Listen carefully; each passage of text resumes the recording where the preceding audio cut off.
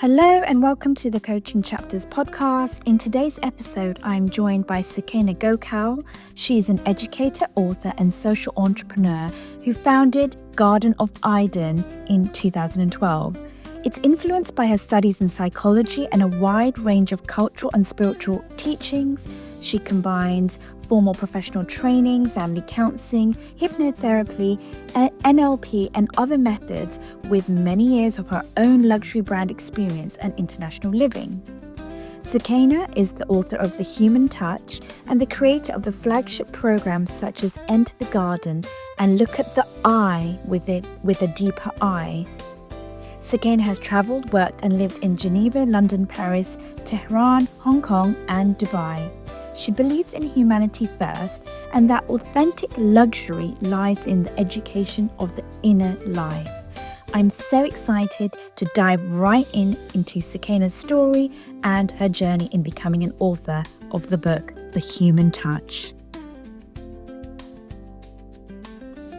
Hi Sukaiyna, it's so lovely to have you here on the Coaching Chapters podcast. I'm so excited to dive right into the idea of the human touch. But before we do that, I'd love to know a bit about what inspired you to write this book. Was there a personal moment or realization that became the seed for it? Thank you so much for having me, Benish. It's a pleasure to be with you. The human touch was born from witnessing how deeply people long to be seen, not just understood, but felt. The seed was a moment of stillness, I guess. It was when I realized that beneath every story, success or struggle, lies a common human touch, the need for connection. My own experiences of disconnection, moments where I felt emotionally distant, became an invitation to return to the essence of being human. The book grew from a space, I guess it's a bridge back to heart, presence, and empathy. Great. And you built an incredible community through the Garden of Eden. How did your work through there shape the thinking and the philosophy behind the human touch? So the Garden of Eden has always been a living classroom where growth, reflection, and renewal coexist. I think every individual who enters brings a mirror to the human condition. So through this work, I saw how healing isn't a grand event. It's a series of small conscious moments. The way we listen, the way we pause, the way we meet another's truth without judgment.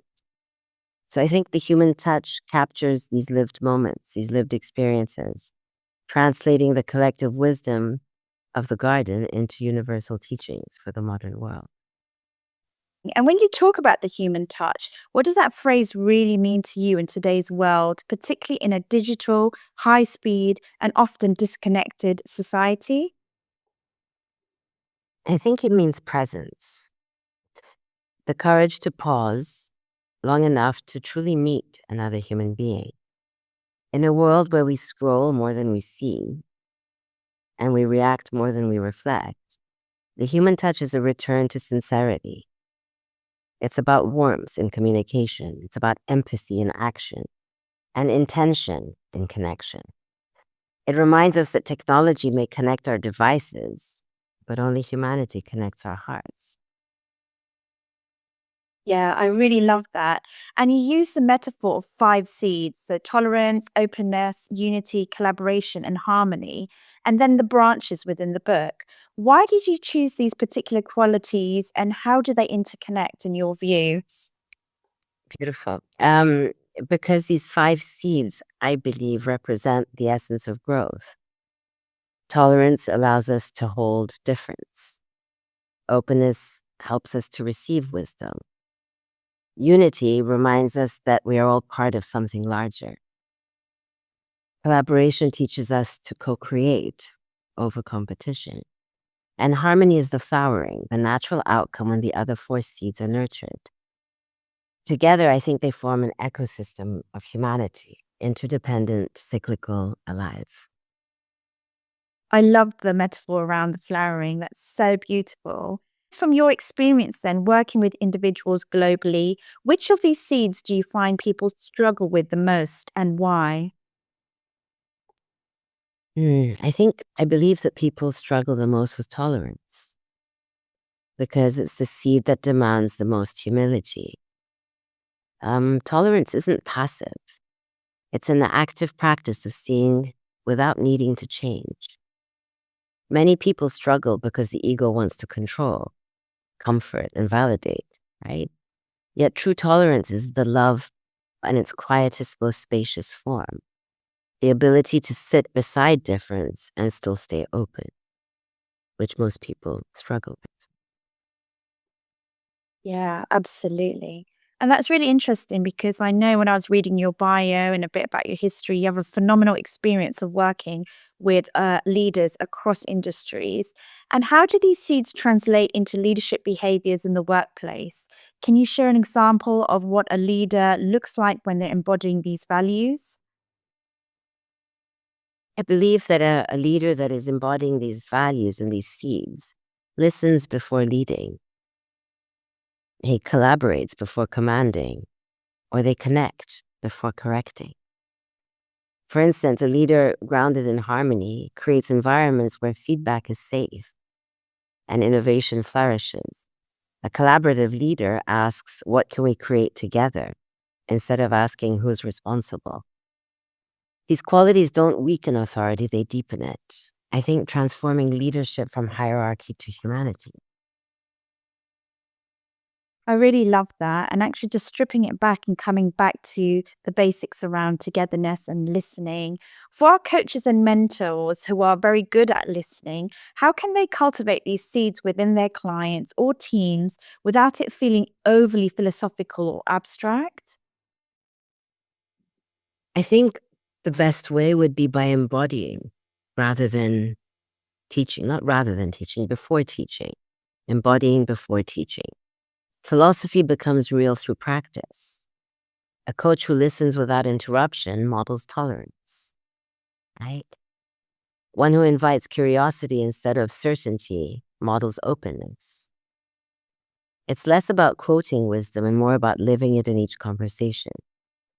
Presence itself becomes the lesson, right? Because each one of us gives space to the other.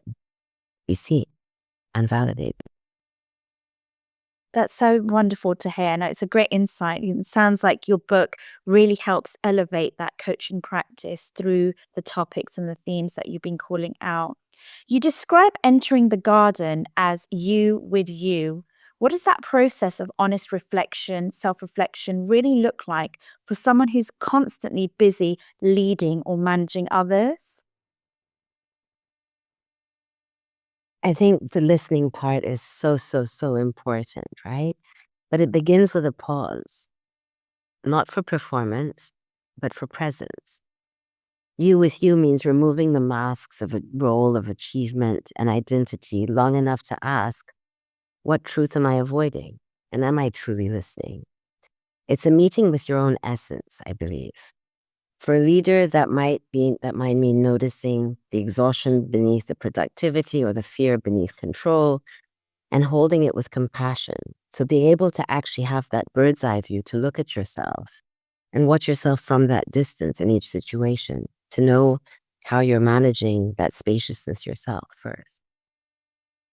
Yeah, and I know when we've spoken offline before as well, you talk about all the different emotions that people can experience. And I love how you're talking about, unmasking what's really going on for you. What is the emotion beneath the emotion? I know you also talk about perceptions, illusions, and misconceptions. Why do you think we hold on to limiting beliefs even when we intellectually know they don't serve us? I think it's because they did once serve us. Every belief was once a form of protection, a way to belong, to survive, to make sense of pain. So letting go requires gratitude for the role it once played.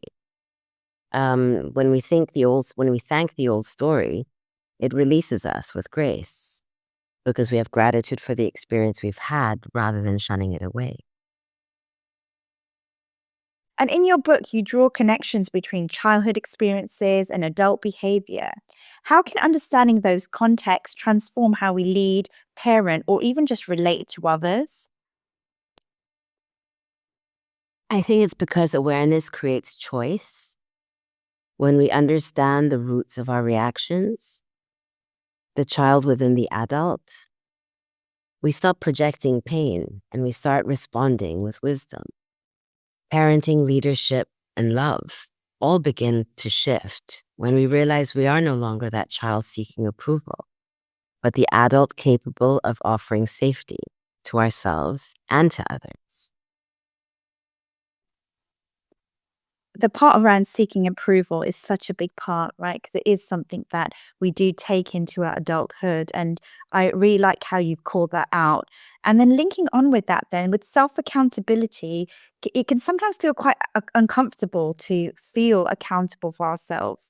How do we, in your view, approach it with compassion rather than criticism? I think I think it's about not letting the past punish the present and remembering that awareness is not a punishment.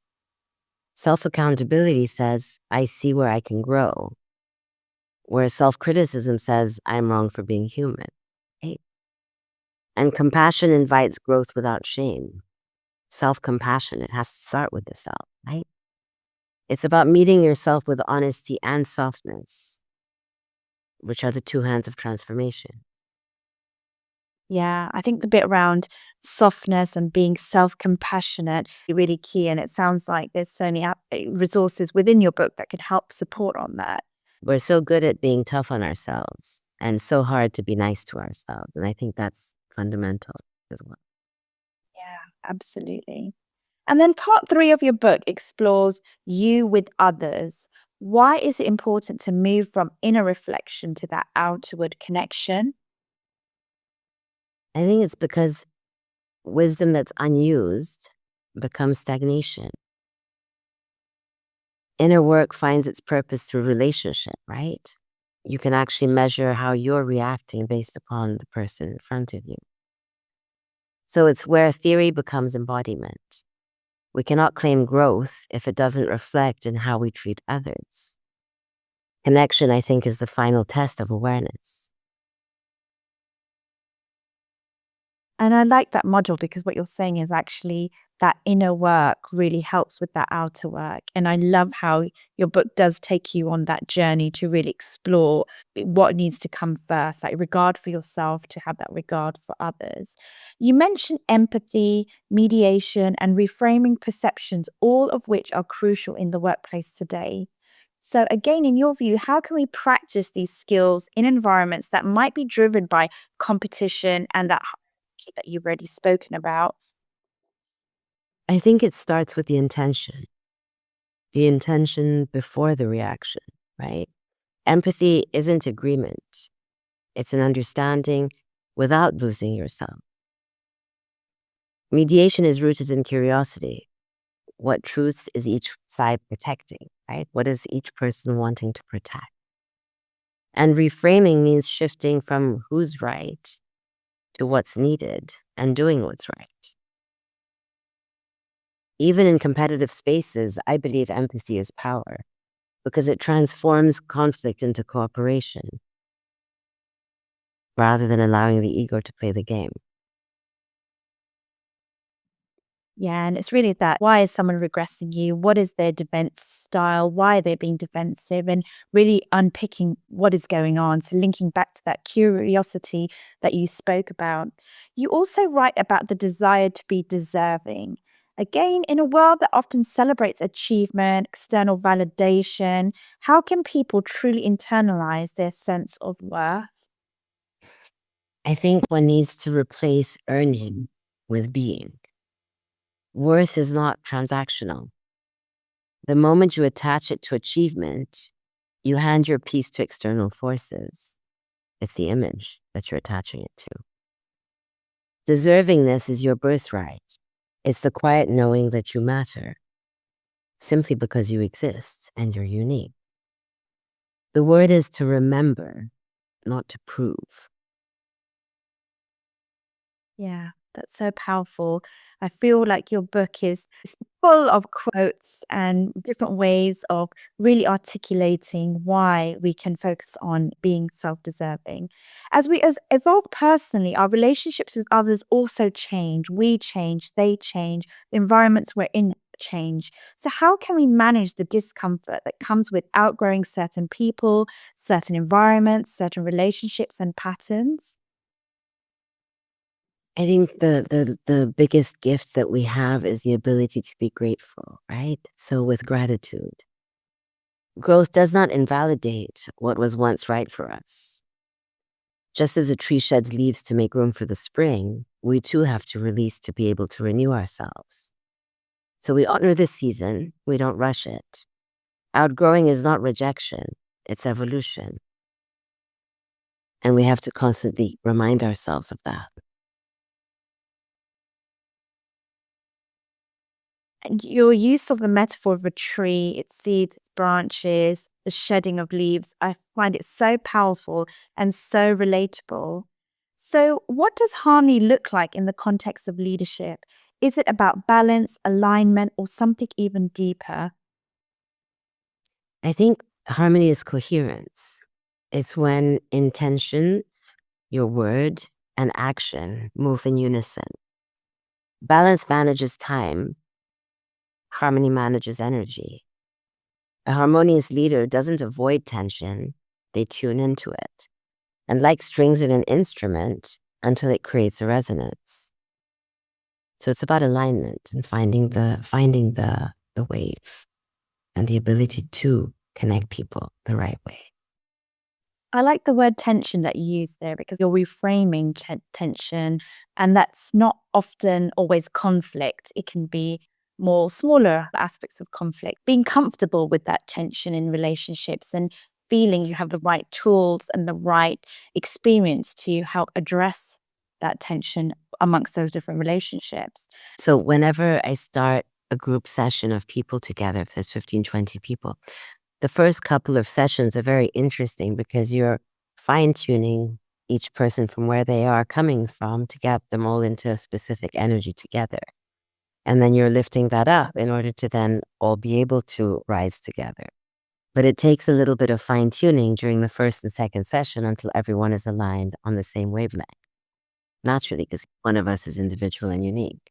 Anybody who's in that training or facilitation space can really understand that unspoken energy that you're trying to crack as a facilitator. That word tension really helps solidify what that energy is and how to be comfortable with it, so be adaptable to it.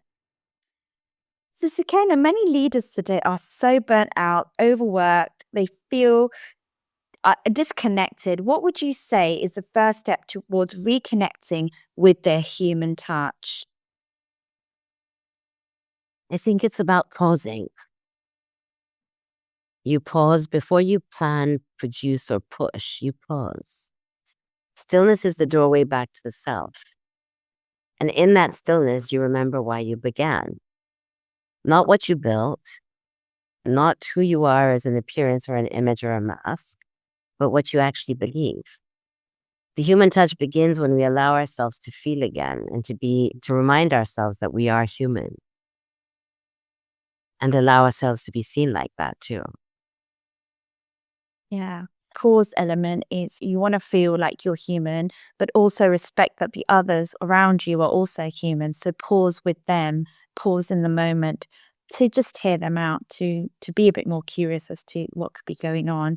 How do you see spirituality and reflection fitting into professional development, especially in cultures or organizations that often separate the two? I think the most important point is that they are not separate. They are the roots of true leadership. Reflection nurtures awareness, right? It nurtures it. Spirituality grounds purpose. So when the two are integrated, we lead not just from intellect, but also from integrity. Spirituality, in this sense, is not religion. It's connection to meaning, to humanity, to life itself. And there are dualities everywhere. So, Sakina, we'll be reading your book as part of the Coaches Collective book club for November this year. And it'd be so wonderful if you could just share and give an overview, a little bit more about the structure of the book and how best to utilize some of the concepts within your work. With pleasure. So it starts with the 5 seeds of the human touch. which you know is the acronym of tolerance, openness, unity, collaboration, and harmony. And then you're planting the seeds in order to then enter the garden to nurture them. And once you enter the garden, each branch of each module has the goal, a duality, an epiphany, and an affirmation. So you've got the tools to carry alongside you as you untangle and you peel off each branch. At the end of each branch, you have a QR code that's a self-reflective tool. By doing the self-reflective tools as you reach them, you are actually allowing yourself to move forward with grace, step by step by step, to untangle all of your thought processes as a mirror. And by the time you reach the end of the book and you return to them, you'll actually be able to measure how much you've changed because they act as impact tools, impact measures. You can actually, for yourself, see what's changed in detail. And then the QR codes that are in Enter the Garden are not in the looking at the eye with a deeper eye, because you have the muse at the end of it, which is actually a workbook that you download, which is also a guided workbook to actually record all of your findings and to list everything that you've learned from it in order to carry that forward with you. The QR codes can be downloaded in 28 languages. So you can actually do them in your own language anywhere you are in the world. And it's beautiful because that means we can really tie that thread of unity beautifully together. We've recorded the audiobook in the summer, and now we can actually translate that into the 28 languages. And having the tools already in the 28 languages allows it really to tie that thread beautifully. So you have at the end of the book, you also have the QR code for the muse. You have the Garden of Eden radio playlist, which is a beautiful playlist of music that helps you to self-reflect with these elements. And you also have the QR code for the meditation. And my meditation it's only 8 minutes, but it's an inspirational meditation that takes you deep into allowing yourself to release anything that's not serving you to complete the journey. Yeah. Thank you. You are so generous. From what I heard from that is not only do we get your lovely book to read, we get a workbook, we get a playlist, a meditation, PDF documents. That is so generous of you. And I know from even previous discussions that really does come through in the work that you do. So, Sukaiyna, in the human touch, if you could plant just one lasting seed in every reader's heart, what would you want that to be? I think it would be that before you seek to be understood, dare to understand. In that moment, you become the bridge that the world needs. Everything else, success, peace, connection, everything blossoms from there. That's so nice. So seek to understand before you want to be understood. That's such a lovely takeaway and a golden nugget for anybody listening or even just reading your book. And what was your favorite quote or saying from the book? If we leave no choice but elegance, it will rain. Wow, that is really beautiful. And what does that mean for you? That you don't allow anyone else's disharmony to affect your sense of harmony. And rather than allowing someone to take you down to where they are, you bring them up to where you are. How is that something you've done? Oh, through my life. But you know, it's each person is where they are in their journey, right? It's in the book that if you're 3 years old and I'm 15 and I'm trying to teach you algebra, it is I that is foolish. So the tolerance of even being able to listen to people with grace and appreciate where they are in their journey rather than getting frustrated or forcing them to understand you for where you are. You have to understand them for where they are, right? So it links up to the whole being able to want to understand before being understood. That's so relevant for the world we're in at the moment. And it's such a wonderful reminder. And just like your quote, you put it together so elegantly. You articulate such beauty and poise when you speak, Sukaiyna. So thank you so much. And finally, our listeners, many of whom are leaders and coaches and professionals, with one invitation for deeper self work, what would it be?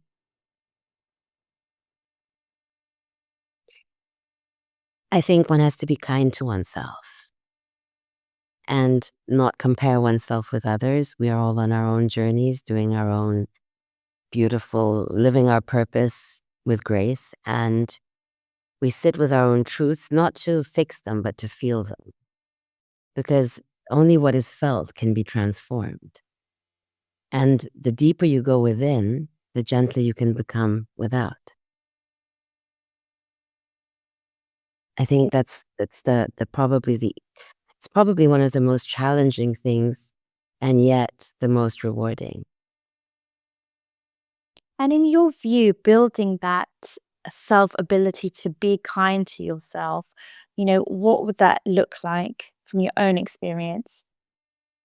But living by way of example, I think leading and living by way of example, where we're human before anything else, where we are tolerant before anything else, where we actually allow each person to be who they are. When you walk into a room of people, and people tend to look at what each one is wearing and what clothes they're wearing, what shoes they're wearing. If you imagine that each one of these people has an incredible mind and heart and creativity and spirit that you can't see. So rather than looking at the superficial, by scintillating the sparks that each person has within, you bring out the gems in their character, right? I think that's where the beauty is to be able to see each individual not only for just what they present themselves to be, but who they really genuinely truly are deep inside. Yeah, absolutely. And I know when I do my own workshops, my own programs, I always ask people to just leave the programs being more open with their words, being more open with their thinking. What you're saying is go beyond that, not just your words, not just your thinking, but be really open in who you are in that moment to really understand what goes beyond what you're seeing on a surface level for an individual, not on that day. It's like a series of getting to know what they are about, who are they, and what sort of light within them that makes them sparkle in their own way. The biggest mistake people make is they believe that vulnerability is a weakness, where it's actually a strength. Yeah. Yeah. Thank you so much, Sukaiyna. It's been so lovely to speak to you. Your grace, your elegance, your experience, your knowledge in this topic really shines through in the way you speak, the way you articulate yourself, and how you share your insights. I've had such a wonderful time, not just speaking to you today, but particularly today, and just hearing more about what went on for you behind the book and your journey into becoming an author. So thank you so much for sharing your story on the Coaching Chapters podcast. Thank you so much for having me here, Benish. It's been a pleasure and an honor and a privilege.